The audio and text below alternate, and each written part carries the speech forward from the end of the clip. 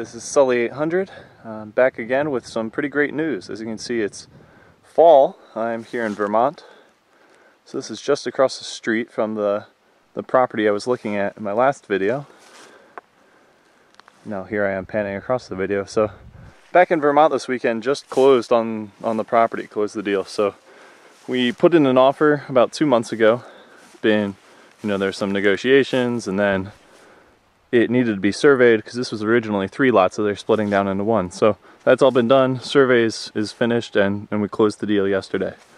So I'm going to walk around a bit. I still haven't actually explored all of this land, but this is really exciting. And you can see up on the hill, I'm right on the line right now. There's the corner pin. Some nice trees in the front, nice maple there.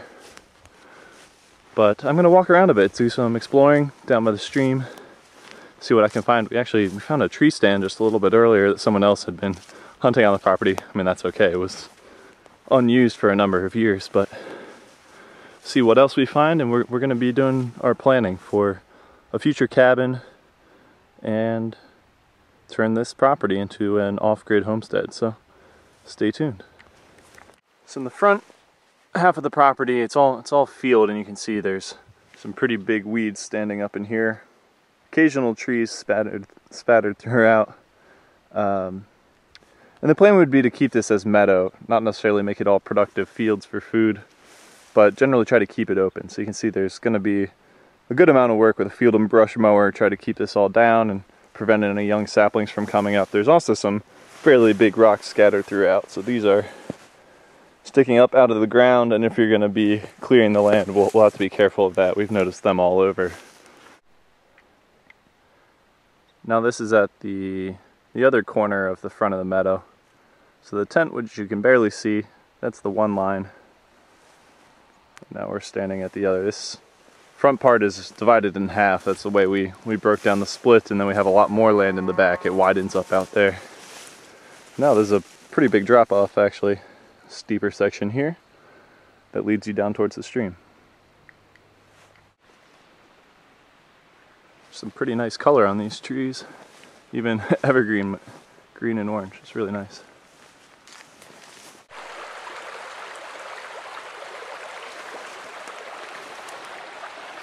A good pool of water here, which is pretty nice. This is the first bend in the creek.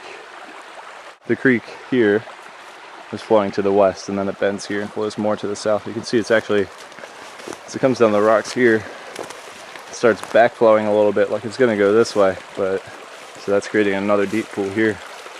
It's kind of interesting. I guess this tree is blocking most of the flow, which actually wants to go that way.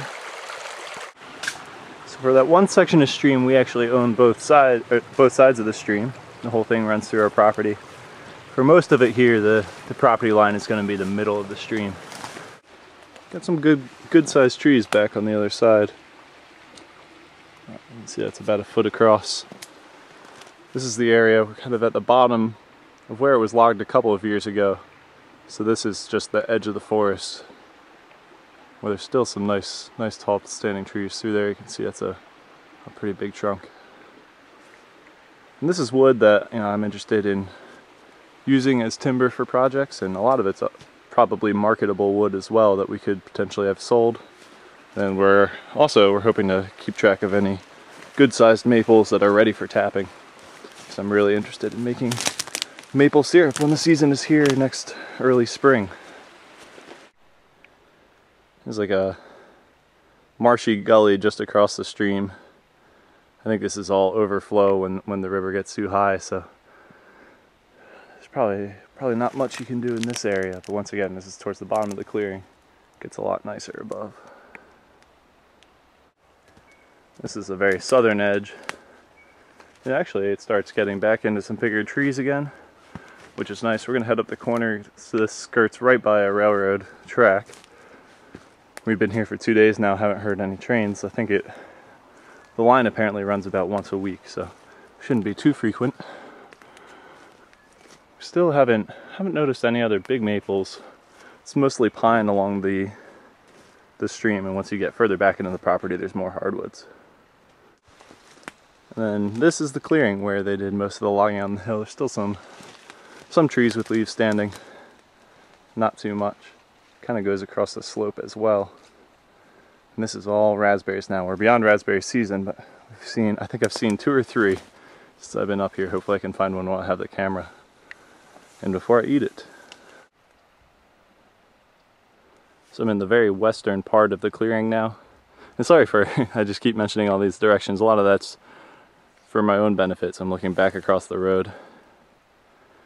And this is the road, or the hill drops off pretty steeply. And then the clearing goes up the hill.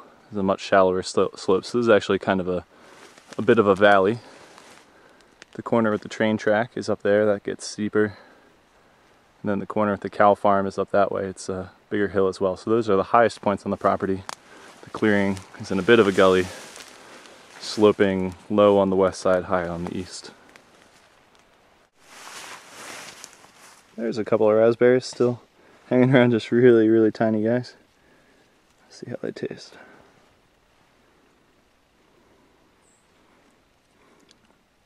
That didn't have much flavor to it. That one, this one's a little bit bigger. Sorry.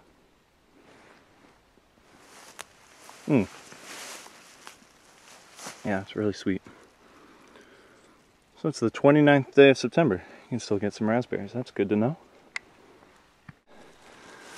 I've worked my way into some tall grass here. This is still in the clearing. So this must be one of the streams that run down the hill. See if I can put my head up. So that's my face level right now. These are tall grasses. Whoa! Alright, sorry about that. I'm going to turn the camera off and keep my balance. Here's an okay sized maple. So that's just north of the clearing. That is cool. Some wild fungi on this stump here.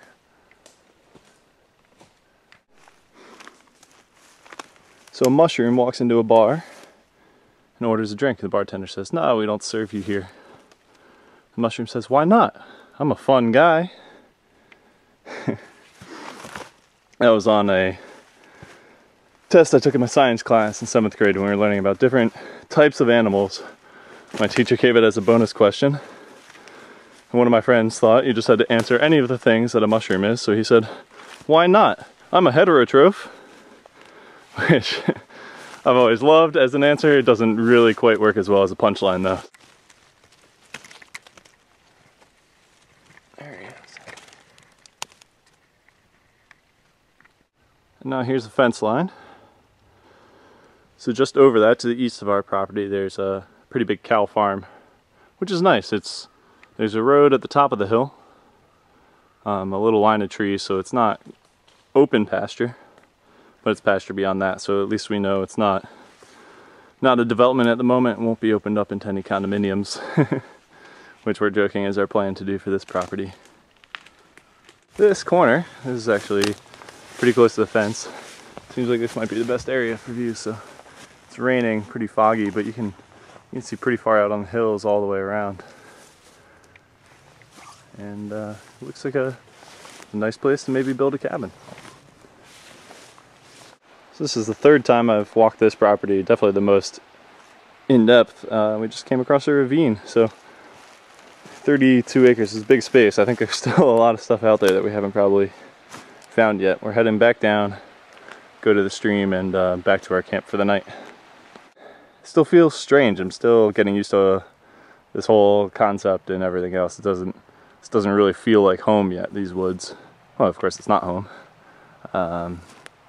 But it's a strange concept that this land is something that we purchased. And I think that's something that takes getting used to, but it's a pretty cool feeling.